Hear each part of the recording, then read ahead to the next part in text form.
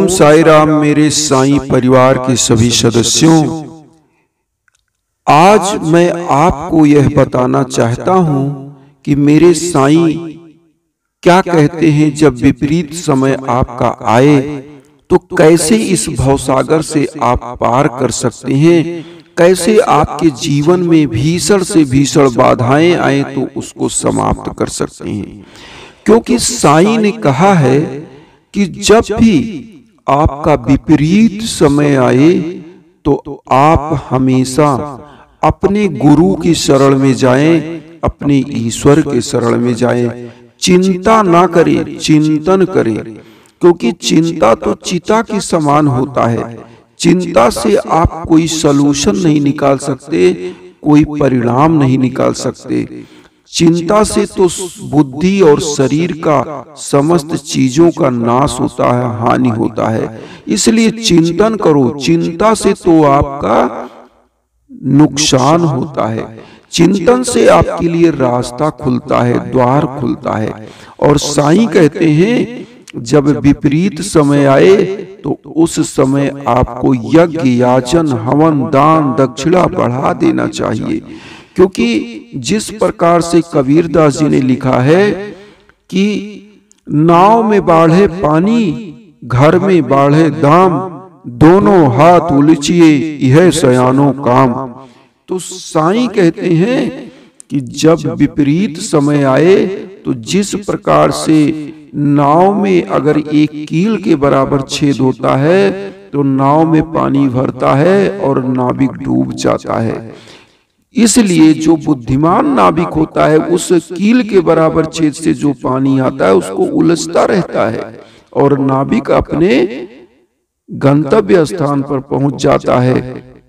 इसीलिए आपको करना क्या चाहिए कि उसी प्रकार से जब घर में दाम बढ़े, मतलब आपके घर में धन लक्ष्मी बढ़े, तो दान करते रहना चाहिए। और दान करने से जिस प्रकार से नौका पार लग जाती है, उस कील के बराबर छेद से जो पानी आता है, उसी प्रकार से जब वो उलझता है तो आप भी जब दान करते हो तो आपका ये गृह संसार रूपी नौका पार लग जाता है।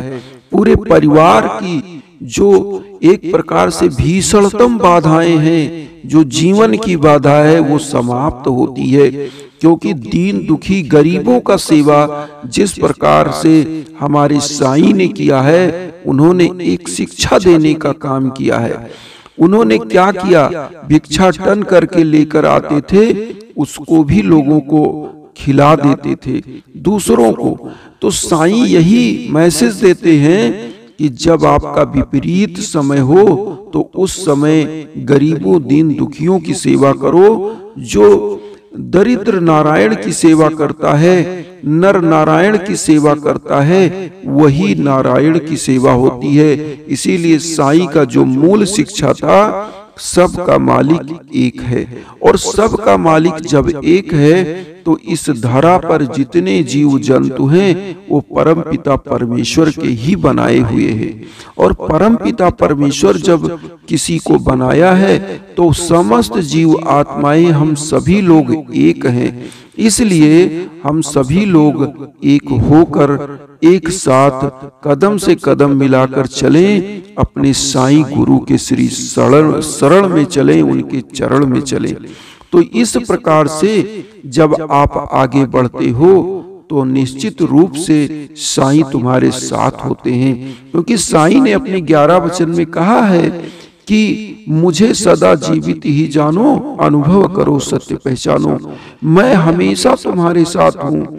जिसका जैसा भाव रहता है वैसा ही मैं करता हूँ। साईं ने तो 11 वचन में कहा भी है, जैसा भाव रहा जिस जन का, वैसा रूप हुआ मेरे मन का। भार तुम्हारा मुझ पर होगा, वचन न मेरा झूठा होगा। तो बाबा ने अपने 11 वचन में ये मेंशन भी किया है, बताया भी है। तो चिंतन करिए, चिंता छोड़ दीजिए। विपरीत समय जब आए, जीवन का तो यज्ञ, याचन, दान, दक्षिणा, गरीबों, दीन दुखियों की सेवा बढ़ा देनी चाहिए।